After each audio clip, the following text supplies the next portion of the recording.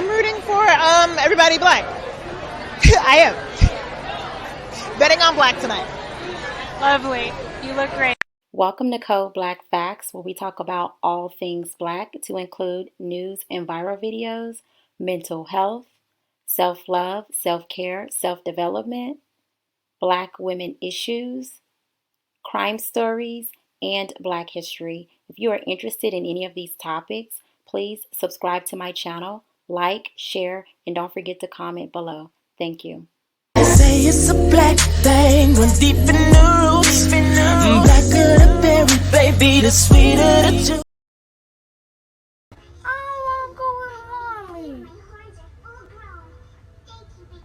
So you saying call the police? What is wrong at mommy's house that you don't want to go to mommy's house? Tell me, it's okay. Come, grandma gotta do your hair. Why are you crying?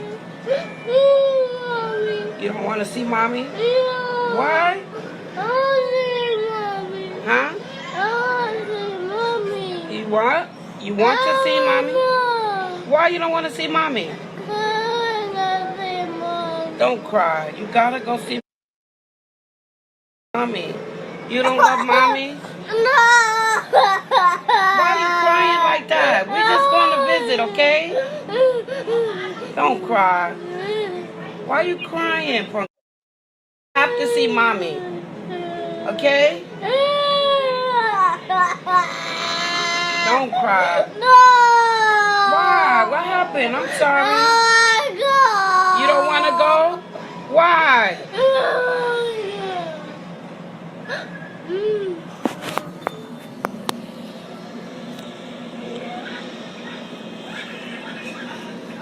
You don't want to see mommy? Why not? What happened? Of a 7-year-old girl in the Bronx. Now the child's grandmother is speaking out and demanding answers. CBS News' Corey James reports from Mott Haven, where he spoke exclusively to the grandmother.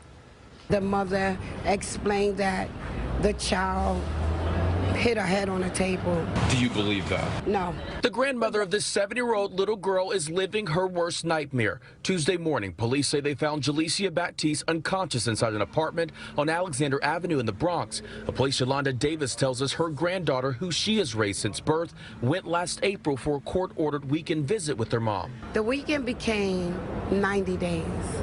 90 days became, you have to do an independent review. Davis says she repeatedly went to ACS and SCO Family of Services to get her granddaughter back, not knowing why she was being allowed to stay with a woman she tells us abused the young child. At the age of 4 years old, the date was April 13, 2018. And what my granddaughter said was, Mom hit me with a hammer. The NYPD would not give specific information surrounding the young child's death, but one neighbor who did not want to be identified says she made calls to child services multiple times. I would hear screams. They came, they spoke to them. I seen her with a black eye on like Thursday or something like that, so that's why I called ACS, because she told me her mother did that to her eye. 5 days later, this bright-eyed little girl was dead. Loved ones and neighbors created a memorial for Julissa in the lobby of the building and in front of the apartment she was in, a home this grandmother says her granddaughter should have never been allowed to stay. ACS and SCO Services has failed me. I was trying to keep this from happening. And now she is facing what she feared. In the Mott Haven section of the Bronx, Corey James, CBS 2 News. Okay, guys. So, I'm going to try to do this without being triggered, but I'm triggered. Like, this really triggers me. You know, this 7-year-old child was failed, at every turn, at, the Child Protective Services, by, partly, by the grandmother. And, according to the grandmother, since the child has been in the world, they have been going back and forth with the biological mother. So the grandmother and the child's father have been going back and forth with the biological mother. The video that we heard earlier at the beginning of this, at the beginning, was that of the child. She was literally begging the grandmother not to make her go to see her mother.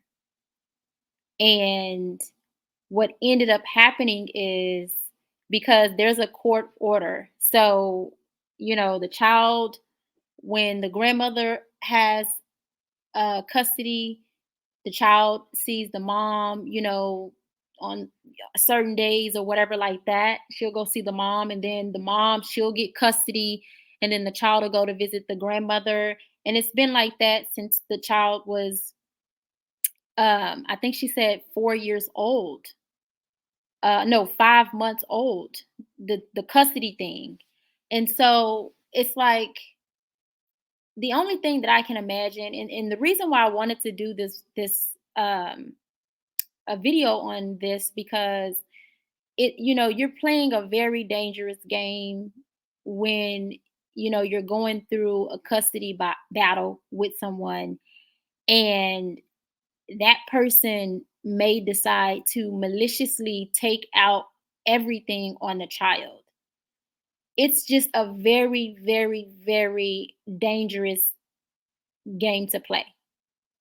And there's really wasn't much that could have been done, because I mean the courts, which also failed this child, they pretty much, that's the unfortunate thing. Like, once you get the courts involved in a custody battle, it's unfortunate, because what happened is the courts pretty much have the say so.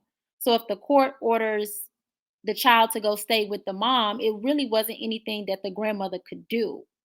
But when you hear a child doing this, you guys, I mean, I think this is worth breaking. Are you calling the police? What am I calling the police for? Because I don't want to go with mommy. Why you don't want to go with mommy? Oh my god. You're telling me to call the police? Because I don't want to go with mommy. You guys, and again, I'm trying to keep my cool, but this really has me triggered, because this baby was begging her grandmother to call the police, because she didn't want to go see her mother. This was right before she went to she had to go see her mother. And when she went to visit her mother, what happened was, it became an extended stay. So, somehow the mother was able to get the child to stay with her, on an extended time frame. And then from that, COVID hit. And so the grandmother was fighting, trying to get the child back to her. But because of COVID, they just was like, let the child stay. And then, as you guys can see, the child was being abused. One of the neighbors said that she saw the child with a black eye.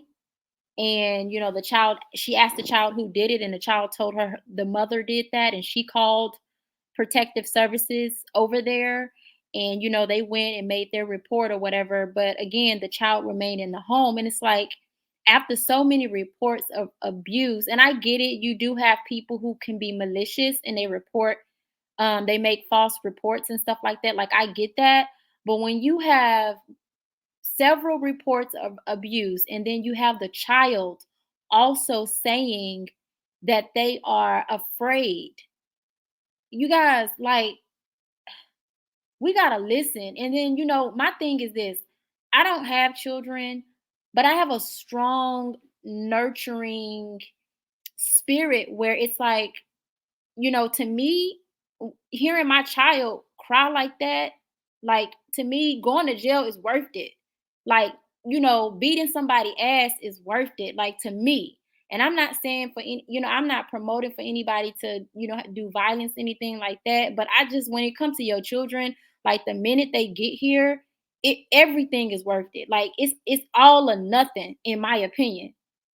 It just is. And again, I'm not blaming the grandmother, because I do know that it's only so much that the grandmother could do.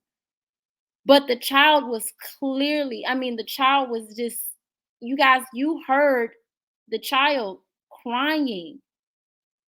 She did not want to go.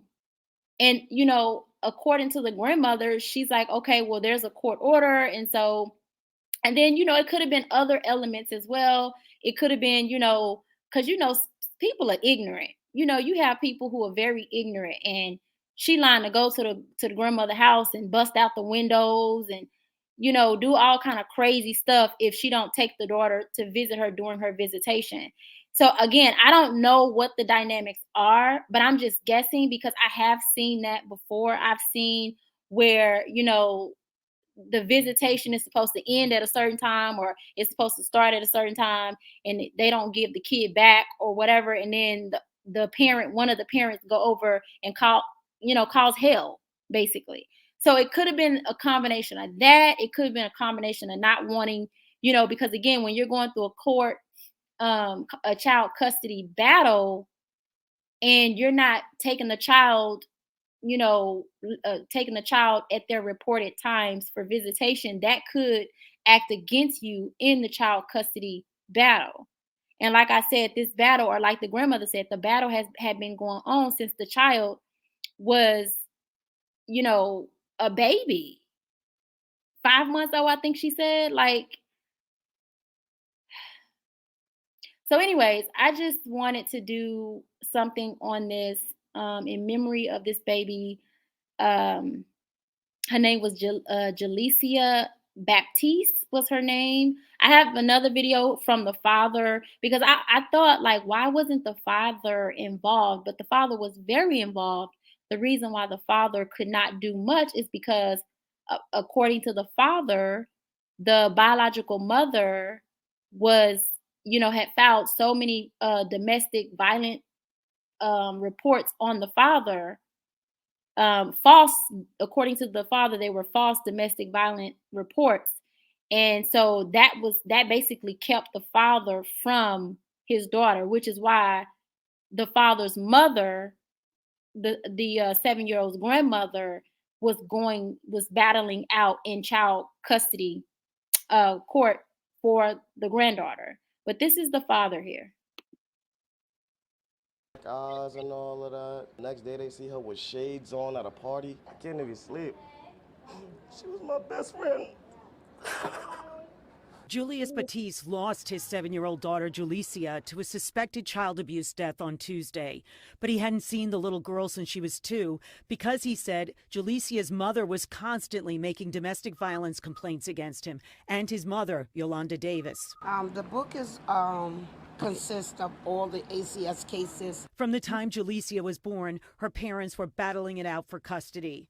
Julissa Batties' mother, the paternal grandmother, said she got custody of baby Julissa on May 1st, 2014. She'd been here since she was 5 days old. But the extensive court records show there was always a battle over the little girl, who loved to sing and never gave a problem, according to her grandmother, and posed in a school photo before the pandemic with her favorite characters from the movie Frozen. But because of the domestic violence complaints, which Julissa Batties says are false, he was not allowed to stay in the same household with the child. They made me choose between my son and my granddaughter. I had to pick the baby. Julissa's grandmother told us at first the biological mother used to visit her little girl here in Brooklyn at the grandmother's apartment, but then the fighting escalated over primary custody.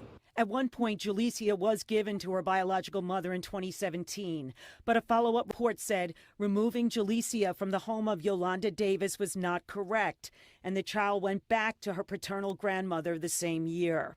Then the pandemic hit in March 2020, and the grandmother was notified Julissa would be staying with her biological mother. She said that the reason why she is on extended visit was because of the pandemic. Now, a year and a half later, a memorial is growing in the lobby of Mitchell Houses in the Bronx, where Julissa was living with her mother and her older half-brother, who is 17.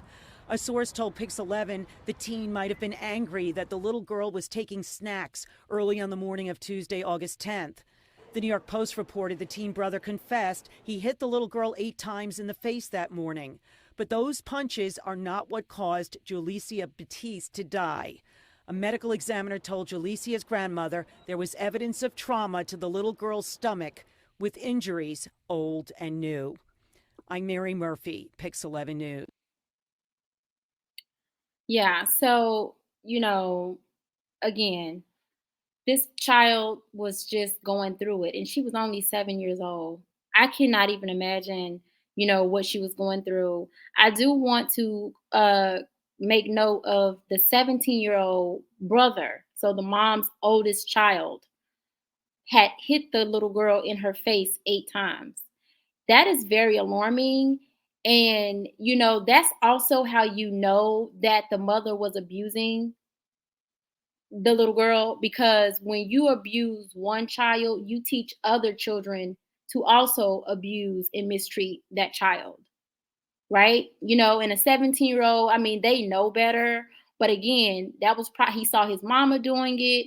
And when he got mad at the little girl, instead of, talking to her and saying, hey, you can't have any snacks, what does he do? He does exactly what he sees his mom do, which is probably abuse her. So, but yeah, I just wanted to chime in on this. This was very heartbreaking, and I think that for any parents out there, please listen to your children. Like, I know you have a bunch of people that say, "Oh, well, kids lie." 9 times out of 10, kids don't lie. They're not lying about that. Okay, 9 times out of 10, children do not lie. And a lot of times, how you can tell whether or not a child, it maybe, is, ask questions. When children are very detailed, and they're detailed to the point of, it's like, how would this child know this? Because the child, when the child is around you, the child has never had any access to certain things. So it's like, ask questions, ask a bunch of questions, and it'll lead you to the answer that you're seeking. And again, a 7-year-old knows exactly how to, say, hey, someone hurts me, someone mistreats me. They know. Now, of course, the younger you get, the more difficult it may be. But again, listen to your children. We really got to start believing these children. And when I say we, I mean we as a society, because this happens a lot more than what we think. The child protective system, the foster care system, I mean, across the board, they, fail these children. And, they always want to blame it on, oh, we're overworked. Oh, there are too many cases to one, to one person. Oh, it's this. Oh, it's that. And, I get all of that. Everybody, we all have a bunch of stuff going on. But at the same time, we're talking about human beings. We're talking about children. So to me, that puts a different type of importance on it. It puts a different type of alertness on, these situations. And so, that's all I have. You guys comment, like the video, tell me what you think about, what are your thoughts if you have children? Do you step parent, with the children that you have? What are your thoughts? Let me know in the comment section below. I'll talk to you guys later. Bye. Say it's a black thing, run deep in the roots. Blacker the berry, baby, the sweeter the juice. I'm trying to get lost, covered in all of your sauce.